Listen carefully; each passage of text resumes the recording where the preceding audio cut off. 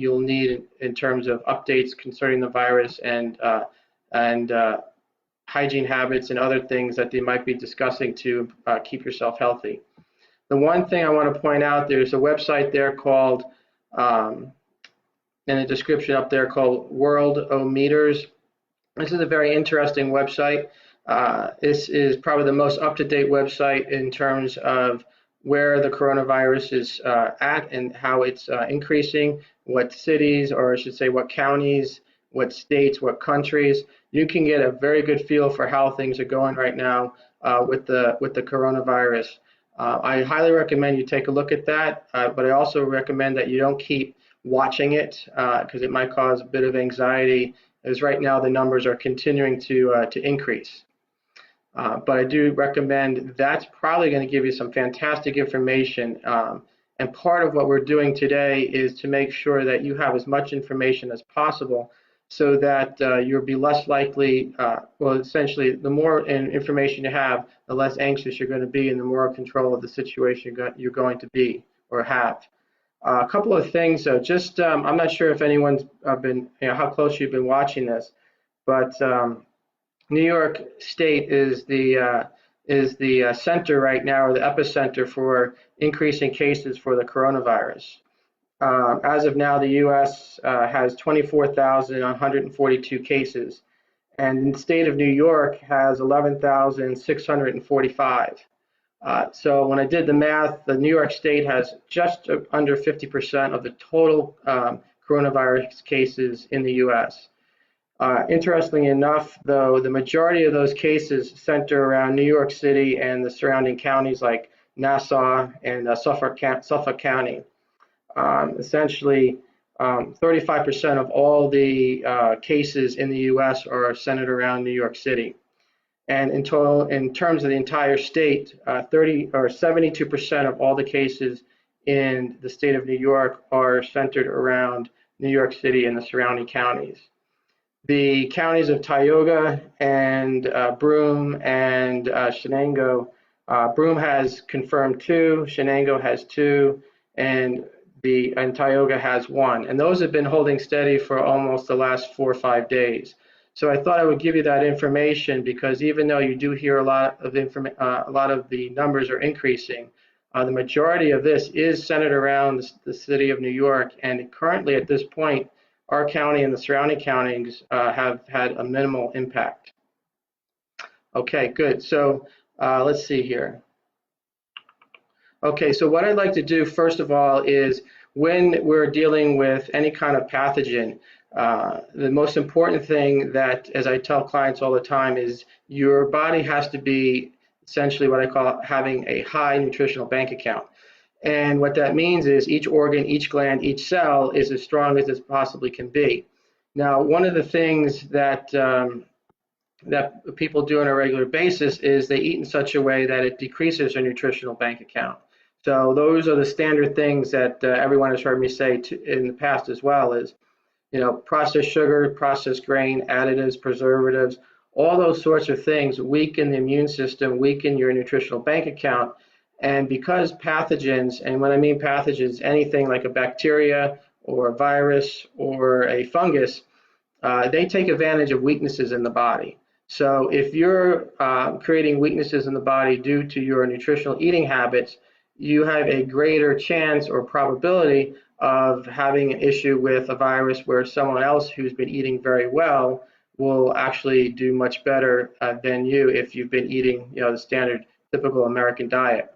So the first thing when people ask me is what can I do to improve my immune system is you must cut out the sugar. It goes without, it sounds very simple, but it's one of the hardest things that people can do.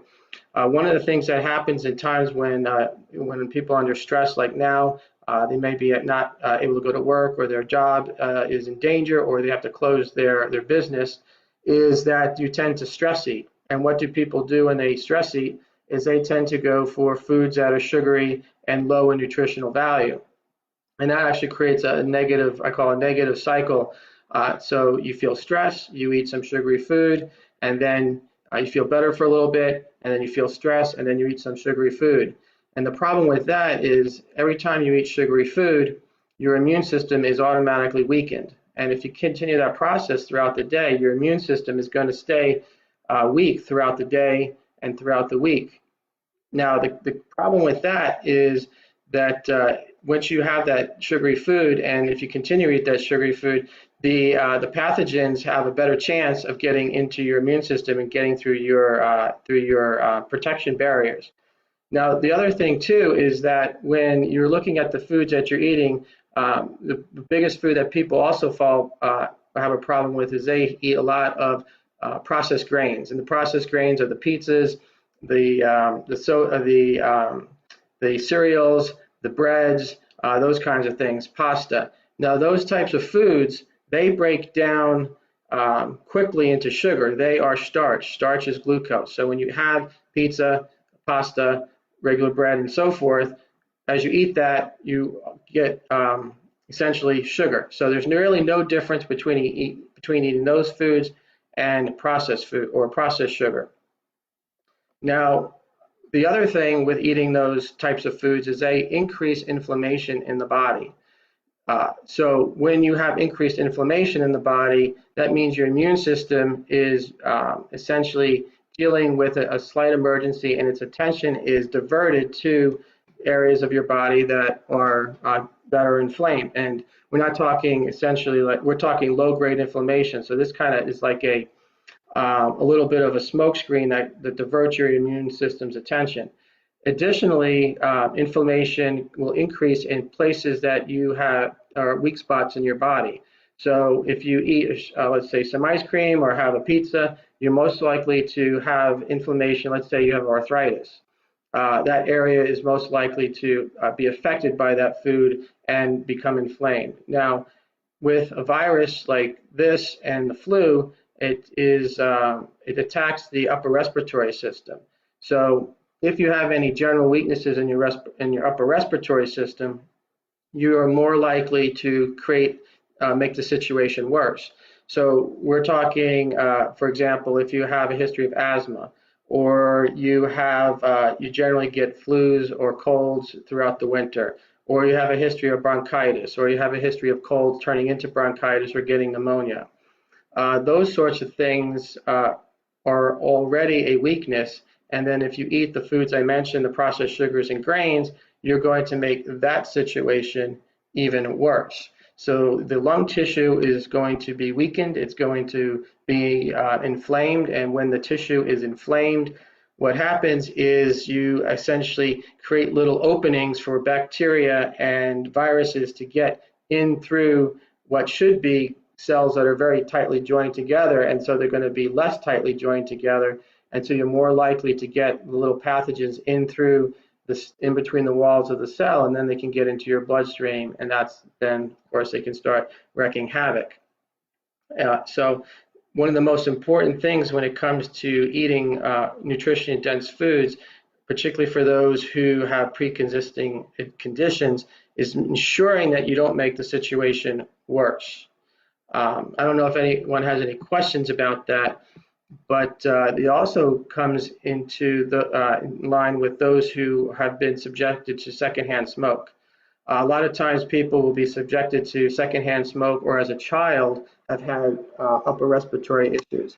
And frequently what will happen is you might think, okay, well, it's been 20, 30, 40, 50 years since I was subjected to that smoke, or since I had major respiratory issues. But even so, it's being that far apart, it's still you still have a compromised upper respiratory system. So I have a couple clients, for example, who were exposed to secondhand smoke for 30 years. It's been another 30 years that they weren't exposed to that smoke. So you would think, okay, it's been 30 years, everything should be perfect. But you've had 30 years of damage prior to that. So that means that the lung tissue is less likely to be as robust as someone who was never exposed to that many years of secondhand smoke or firsthand smoke if you've been a long time smoker. Same thing goes for those who have a history of getting colds in the wintertime and also getting bronchitis and pneumonia. If you're currently in that state, in that kind of situation where last year, this year, a few years ago, you've been having those problems, you're much more likely to be susceptible to any kind of bacteria or virus this time of year. Now, if it's been a while since you've had those issues, you're still in that boat of being more susceptible to upper respiratory health issues. And so I caution people being too uh, feeling too confident that oh, it's been 20 years. I licked those health issues 20 years ago. I don't really have to be concerned. You do have to be concerned more than the average person, because that lung tissue was damaged and didn't and will in general will not make a full recovery from that damage. So let's see here. A couple of things. So one of the most important things that you can do to improve your health is, well, first of all, let me back up. One of the things I want to caution too is that whole food supplements, they're very good. They do help fill in that nutritional bank account. So the main thing though with supplements is you want to consider them as their name, meaning they're there to supplement a good diet. So what I've heard some folks on TV, and I've also overheard people talking that, oh, I'm taking my supplements, I really don't have anything to worry about. That's not true. You still need to use the same amount of caution as you would if you weren't taking supplements. The key thing with supplements is you can't say I'm taking supplements and then not improve your diet.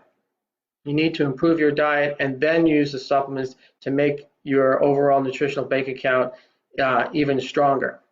So the first thing that I recommend, and this is actually a great time for anyone who's been trying to improve their diet and has not been successful in terms of being consistent. And this is also a good time for those who have improved their diet to look at this as one of the main reasons why you would want to continue to eat a nutrient-dense diet, because what you can do now is take advantage of the possibility that after the coronavirus is over with, to continue excellent eating habits. And you don't want to just say, okay, I have eating habits for this short period of time. Once it's over, I can kind of go back to what I was doing before. If you've improved your eating habits now, why not continue them? So in the future, you'll be much more resilient to any kind of flu, pathogen, bacteria, or the next big bug that's around the corner. The best thing that a person can do is take care of their liver, their kidneys, and their large intestine. So vegetables are the primary food for this. I call vegetables they're cleansing.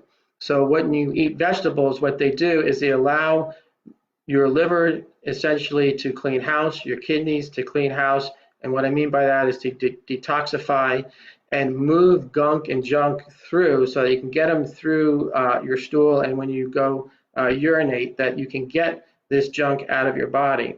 What happens to a lot of people is their liver and their kidneys and their bowels are not functioning properly, and they have a toxic buildup in those areas. So when you get hit with a virus or you get hit with a bacteria, you're already behind the curve, because now your body has all the toxic load it needs to handle from the new sickness that you have, whether it's a virus or bacteria. So you're already starting way behind the curve. So the best thing that you can do is to make sure that you're eating plenty of vegetables. If you're a person that doesn't like vegetables, this is a good time to start to figure out what vegetables you could eat. And also, if you do like vegetables, pay attention to how often are you eating vegetables. I recommend when I talk to clients that you have vegetables with every meal as often as you can. I call it, proteins, fats, vegetables. You have your P for protein, you have your F for fat, and you have your V for vegetables. And what the vegetables will do is they'll ensure that your liver, your kidneys, and your large intestine are as clean and functioning as well as possible, so that when you do have an emergency situation, you're already well ahead of the game. And unfortunately, when you have an emergency situation like a heavy cold or a flu or this coronavirus, if you haven't prepared yourself, you're out of time. There's no cramming for the test. So what you want to be doing on a regular basis, and so day in and day out, is ensuring that you're eating nutrient-dense foods as often as you possibly can. Some of the best foods are the beets and the cruciferous vegetables. Asparagus, those are fantastic foods for the liver and for the kidneys. Your large intestine and the gut flora are the biggest part of your immune system. And so what ruins the gut flora is sugar, processed grains, additives, and preservatives, and of course, antibiotics. So if your gut flora is weakened, you are then more likely to be susceptible to upcoming bacteria and viruses and things like that. So the best thing that you can do for your gut flora is to ensure that you stay away from the sugars, the processed grains, the additives, preservatives, and also do the best that you can not to use antibiotics. Antibiotics are necessary at times, but they're generally overused. And if you can keep yourself healthy and keep bacteria at bay, then you will obviously be healthier and less likely to need antibiotics. Of course, right now, the best thing that you can do is eat probiotic foods. So I call this raw lacto-fermented foods. These foods are your sauerkrauts, your pickles, your beets, those kinds of things. You can get fermented carrots. They're sold at Wegmans, Down to Earth, and the farmers market. These types of foods will ensure that your gut flora is as healthy as it possibly can be. And with a healthy gut flora, you'll then have a stronger immune system, and then you'll be much less likely to be susceptible to pathogens like the coronavirus that come your way. And this takes time to build up. So even though right now you can go ahead and get those types of foods, you're not going to suddenly create this super healthy gut. That's why I always encourage people to be working on their health every day, every week, and not to say, well, I'm doing really good. I deserve to eat, or I deserve to go back to some of my eating habits that I used to have because I'm feeling good. Well, the reason you've been feeling good and your immune system is stronger is because you've been eating nutrient-dense food. So you want to continue that eating habit. One thing that's also good, particularly for the upper respiratory system, are if you can get them organic blueberries, strawberries, um, oranges, kiwis, grapefruit, those kinds of things. Those fruits, if you eat them, I highly recommend you eat those fruit. Don't drink the fruit because there's a lot of sugar in fruit juice. They are protective of the upper respiratory system. They are protective of your blood vessels. So those types of fruits would be extremely helpful right this time of year, and also any winter as well, to keep your lungs healthy and robust against any pathogens that you might breathe in. Let's see here. One of the things that people tend to forget that greatly enhances your immune system is that you're drinking fluids all day long. A lot of times people, when they're at work, will just be go, go, go, and they're not going to be drinking fluids. And by the time they get home, they haven't really had much to drink at all. Or if they do get things to drink, they're sugary drinks or drinks that don't have much use in terms of they're just kind of empty drinks. So water is fantastic, and the reason for why water is so fantastic and herbal teas are so fantastic is, again, they allow your body to house clean, they allow your body to detox, and they also allow your body's physiological functions to work at a better pace. Water is key to letting your cells do their job. The enzymes and the house cleaning that needs to happen relies on molecules of water.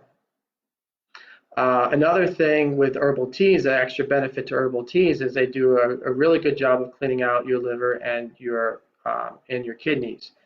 Another drink that's fantastic are apple cider vinegar. Mix it with water or tea. I recommend drinking it hot. Put a little bit of lemon in there, and also some raw honey if you can get that. That drink is a drink that a lot of teachers and office workers use who are clients to essentially create a little force field between them and the pathogens. that whole combination of water or tea, raw apple cider vinegar, a little bit of lemon, and the raw honey is a great mixture of a little bit of everything that the body's immune system requires and can use to give you an edge when you have people coughing and hacking around you, or you touch a dirty doorknob and you hit and touch your face, and then the pathogens try to find a way in. Um, so I recommend, particularly now, to have that with you all the time. Almost like a little IV drip. You keep eating that or drinking that throughout the day. I see here Joanne mentioned that I should mention elderberry. Elderberry is fantastic, again, for the immune system. It gives you another boost. So you could put the elderberry juice or syrup in that drink I mentioned, or you can do it separately. And you can kind of, have a little bit of one of the apple cider vinegar with the lemon and honey, and a little bit later have the elderberry. You can just keep bouncing back and forth. And anyone can do these types of drinks. Again, the benefit here is if you are eating lots of vegetables, you are doing these types of drinks, you're keeping the sugars and the processed grains and the additives and preservatives out, you're ensuring that your body will be in its best possible state to handle a bug, a virus, a bacteria that comes your way. So let's see here. I think there's another question down here. Oh, good. All right. Hi, Nancy. Now, one of the things, too, that clients ask is, what are the best vitamins that I can eat or take? And one thing I do caution is don't rely solely on the I guess you call it a vitamin or mineral that's kind of a fad and you're hearing a lot about. All vitamins and minerals need each other to work properly. So that's why, again, I suggest that you have a nutrient-rich diet and then you put in the supplements so that they have everything that they need to work with. Vitamin A does not work in a vacuum. It needs other nutrients and vitamins to work properly. Vitamin C does not work in a vacuum. It needs other minerals and vitamins to work properly. But some of the key vitamins, considering your upper respiratory system, is vitamin A. And vitamin A, you have, for example, squash, collard greens, butter, wild-caught fish, eggs, cheese, that kind of thing. What I do suggest is you can go online and just type in foods high in vitamin A. You're going to get several websites that are going to list these out for you, so you don't have to worry about copying down what I mentioned. But again, you're getting the vitamin A through foods first. You have vitamin C, again, for your upper respiratory system, but also for allowing your immune system to work more effectively. And you have your papayas, your oranges, your Brussels sprouts, those kinds of things. Rose hips, parsley.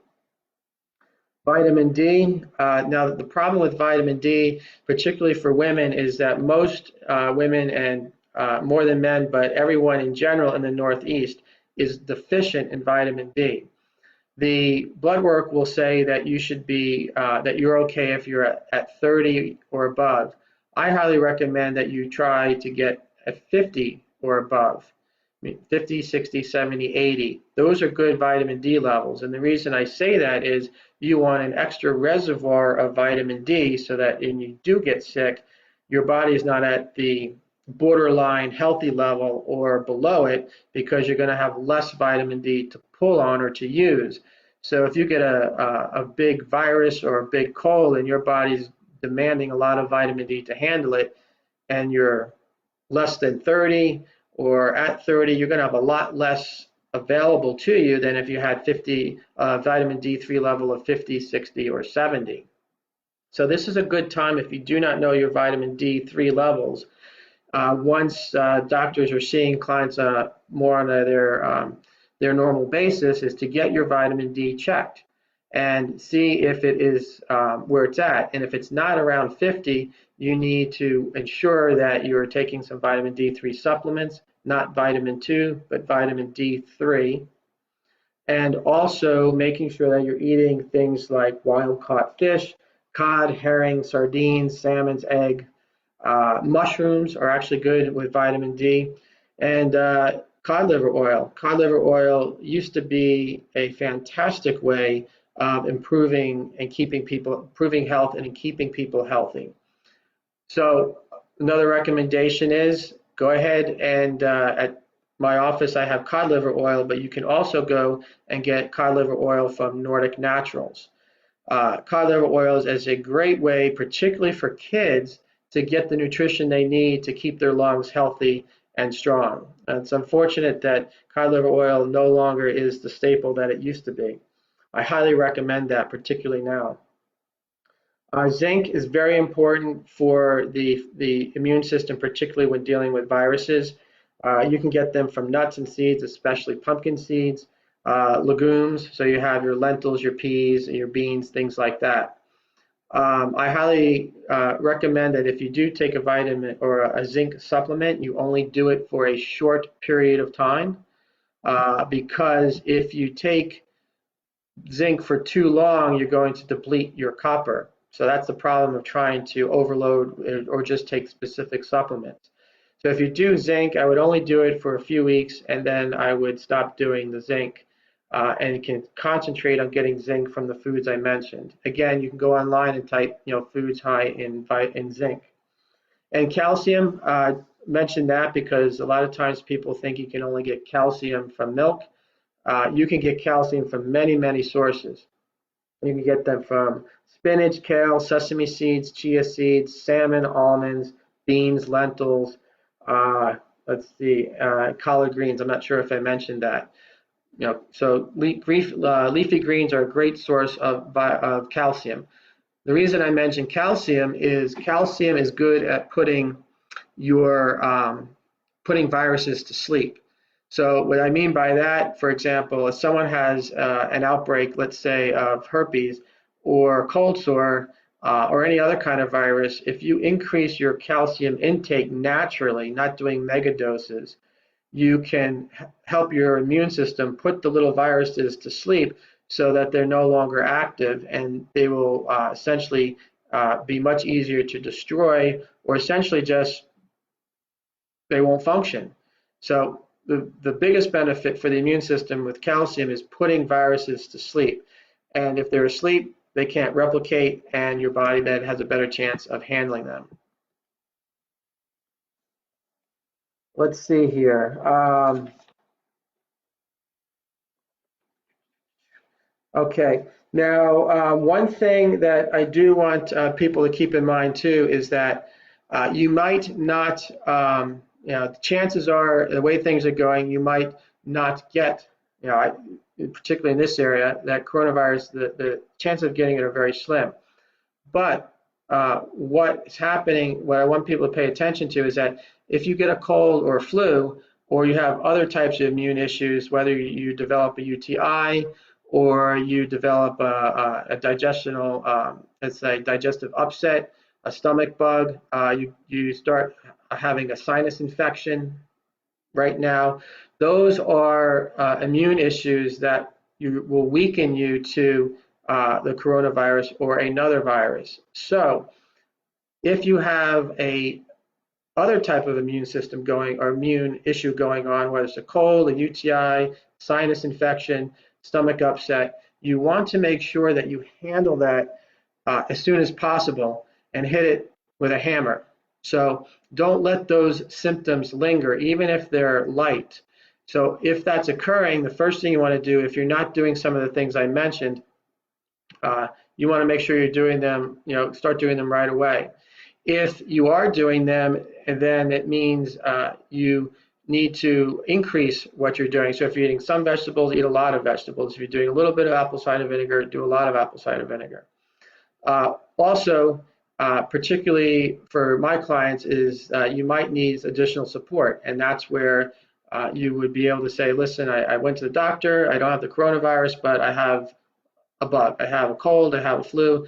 Then you would come in and I would say, okay, what's weak in the body? What do we need to do to nutritionally support your immune system so we can get it back on its legs, so you're back being nice and strong, so that you're more resilient to the virus should it come your way.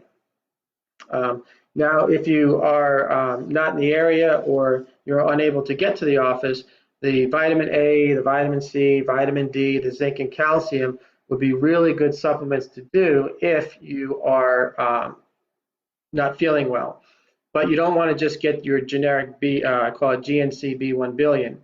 You want to make sure you're getting whole food vitamins and whole food minerals, which means if you are getting them from me, it would be standard process.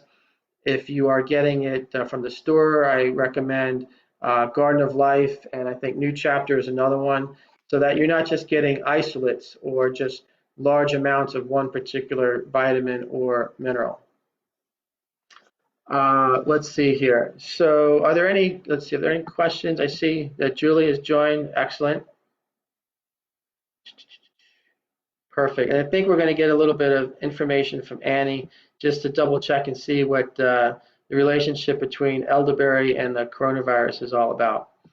One thing to keep in mind is that if you're a client of mine, if you are sick and you've again been gone to the doctor and you don't have coronavirus, we are allowing you to come into the office so I can help you get through the cold or the regular flu that you have.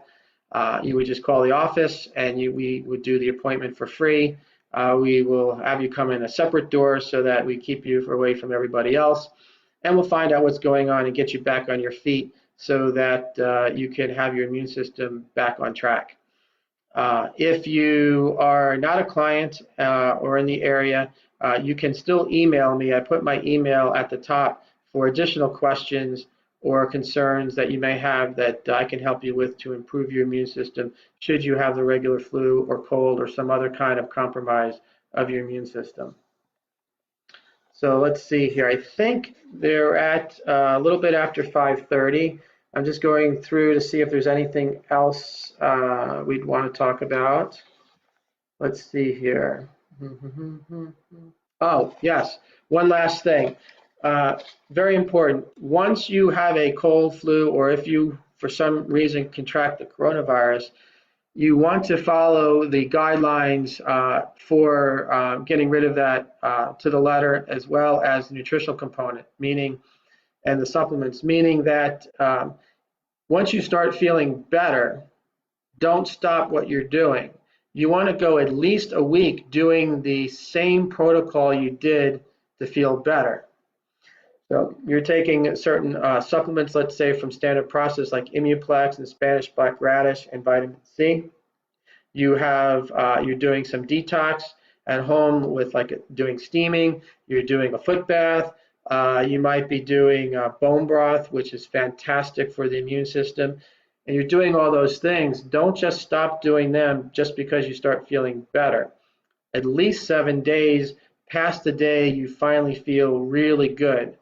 And I think you all can figure that out, is that if you stop too soon, the germ or the pathogen, the virus, bacteria, has a chance of essentially revitalizing itself. A lot of times symptoms will improve or go away before the pathogen has actually been destroyed. So in order to make sure you fully killed it, you want to go for 7 days past the day you feel really good. Otherwise, you run the risk of falling back into the same symptoms you just tried to get out of. I have a question here. Fresh veggies are hard to find.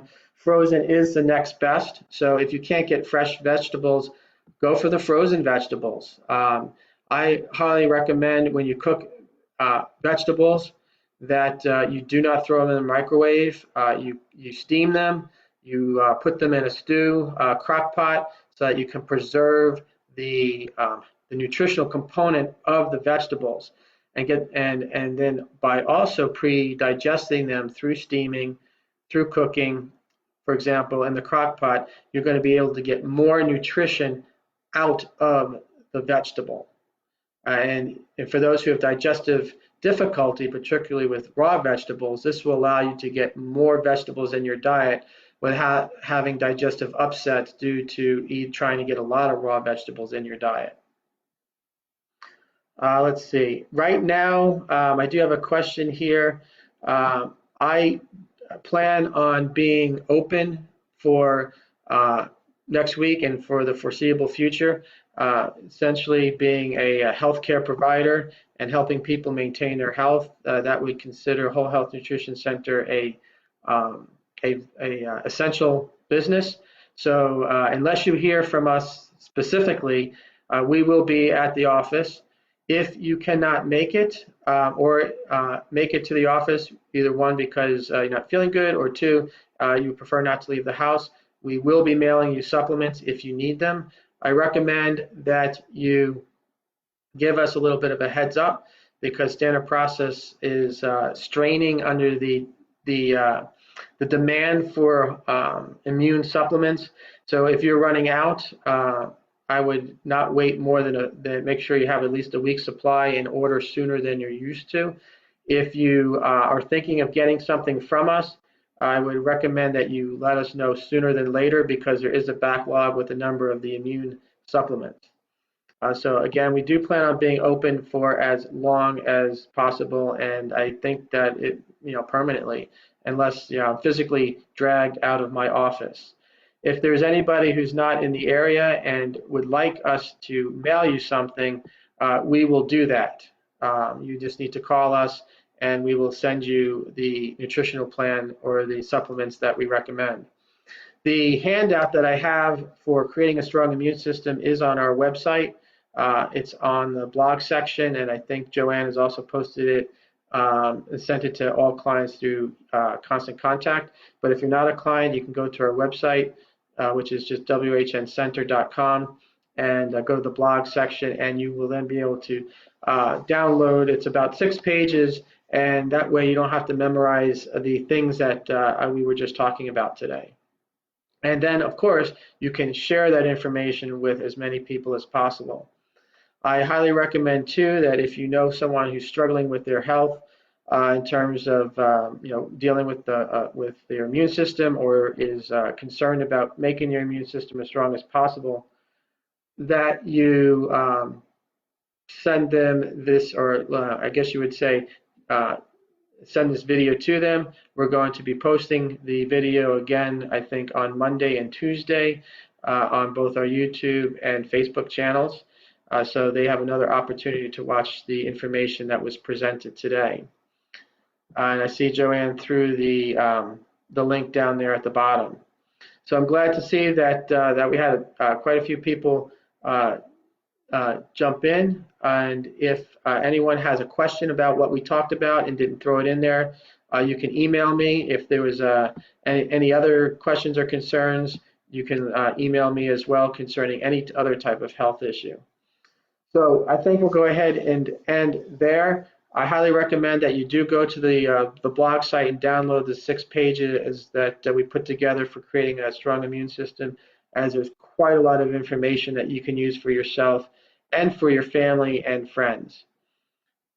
So thanks again, and I think what I do now is I'm going to hit the end live video. Again, this is the first time I've done something like this, and I want to take the time to acknowledge the fact that everyone here, took the time to watch this video and to share it with others. So stay healthy. Remember to focus on real food, and if you're stressed, not to eat lots of sugars and grains, to make sure you're eating real food so that you will improve your immune system and not weaken your immune system. The key to the immune system is not just supplements, it is real food, and then you put the supplements on top of the real food. And that's how, in the long term, you'll be as healthy as possible. Okay, so thanks again, and we'll be doing another one of these in the near future. All right. Enjoy the rest of your weekend. Bye.